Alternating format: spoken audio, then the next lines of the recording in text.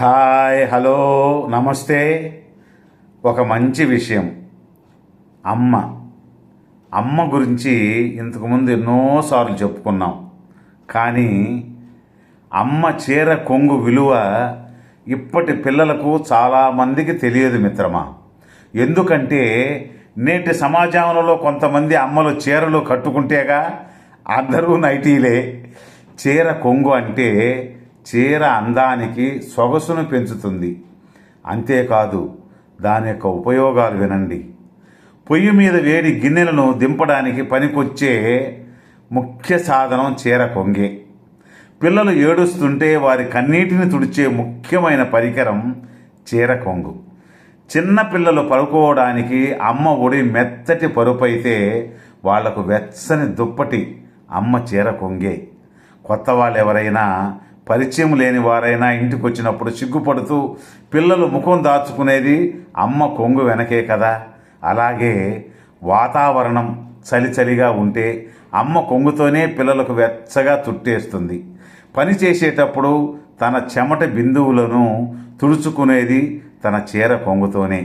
అలాగే పెరటి తోటలో పూలు, కూరగాయలు, ఆకుకూరలు వంటివి కోసి తీసుకొచ్చేటప్పుడు అవసరపడేది చీర కొంగులోనే.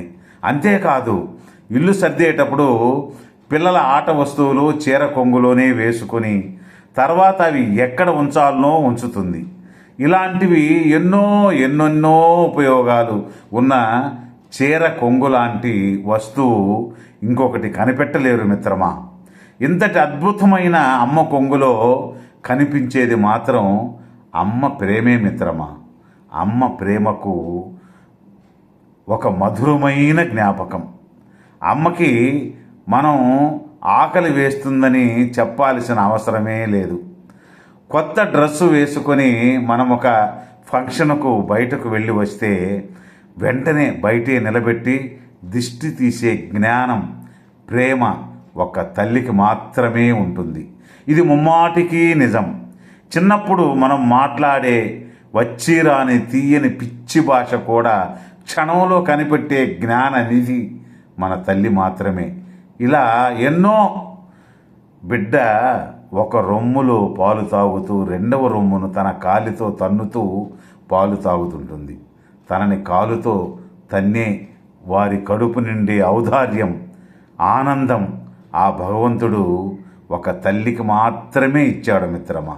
అమ్మ ఒక దేవత కాదు, అంతకు మించి ఎంతో మిత్రమా. ఇలా అమ్మ గురించి చెప్పుకుంటూ పోతే ఎన్నో ఉంటాయి. ఒకదానికి మించి ఇంకొక విషయం. ఎంతమంది జీవితాల్లో అమ్మలు జీవించి ఉన్నారో, మరి ఎంతమంది మరణించి ఉన్నారో తెలియదు. కానీ ఒక్క మాట మాత్రం ఖచ్చితంగా చెప్పగలను. ఎవరు అమ్మ దగ్గర ఉంటారో వాళ్ళే అతి సంపన్నులు. ఎవరైతే అమ్మ సేవాభాగ్యం కలిగి ఉంటారో వాళ్ళే ధన్యులు.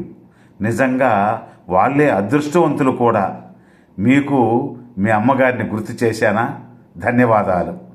రేపు ఒక మంచి విషయంతో ఒక మంచి వీడియోలో కలుసుకుందాం. జై హింద్.